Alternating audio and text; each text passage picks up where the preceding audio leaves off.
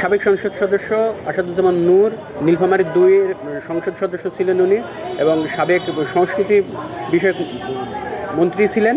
তার বিরুদ্ধে জ্ঞাত আয় বহির্ভূত সম্পদ অর্জন এবং নিজ নামে ভোগ দখলে রাখা এবং 19টি ব্যাংক অ্যাকাউন্টে সন্দেহজনক লেনদেনের অপরাধে তার বিরুদ্ধে দুর্নীতি দমন কমিশন আইন 2007 এবং দুর্নীতি প্রতিরোধ আইন 1947-এর সংশ্লিষ্ট ধারায় একটি মামলা রুজুর অনুমোদন দিয়েছে কমিশন। আসাদুজ্জামান নূর, সাবেক সংসদ সদস্য, নীলফামারী 2 ও সাবেক মন্ত্রী, সংস্কৃতি বিষয়ক মন্ত্রণালয়, তার বিরুদ্ধে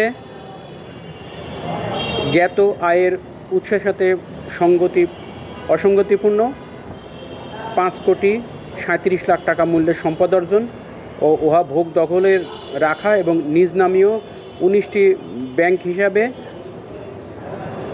158,78,00,000 টাকার সন্দেহজনক লেনদেন করার অপরাধে কমিশন কর্তৃক তার বিরুদ্ধে দুর্নীতি দমন কমিশন আইন 2004-এর 27-এর 1 ধারা, মানি লন্ডারিং প্রতিরোধ আইন 2012-এর 4-এর 2 এবং 4-এর 3 ধারা তৎসহ দুর্নীতি প্রতিরোধ আইন 1947-এর 5-এর 2 ধারায় একটি মামলা রুজুর অনুমোদন দিয়েছেন কমিশন।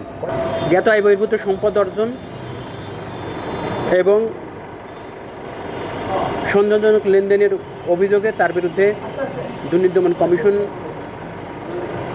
দুর্নীতি প্রতিরোধ আইন এবং দুর্নীতি দমন কমিশন আইন এর সংশ্লিষ্ট ধারায় একটি মামলা রুজুর সিদ্ধান্ত নিয়েছে। সন্দেহজনক লেনদেন 158,78,00,000 টাকার কিছু বেশি, জ্ঞাত আয় বহির্ভূত সম্পদ 5,37,00,000 টাকার বেশি।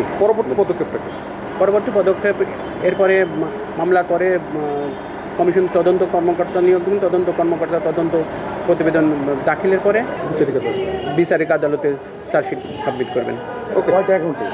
অ্যাকাউন্টের তার নিজ নামে অ্যাকাউন্ট ছিল বিভিন্ন ব্যাংকে 19টি।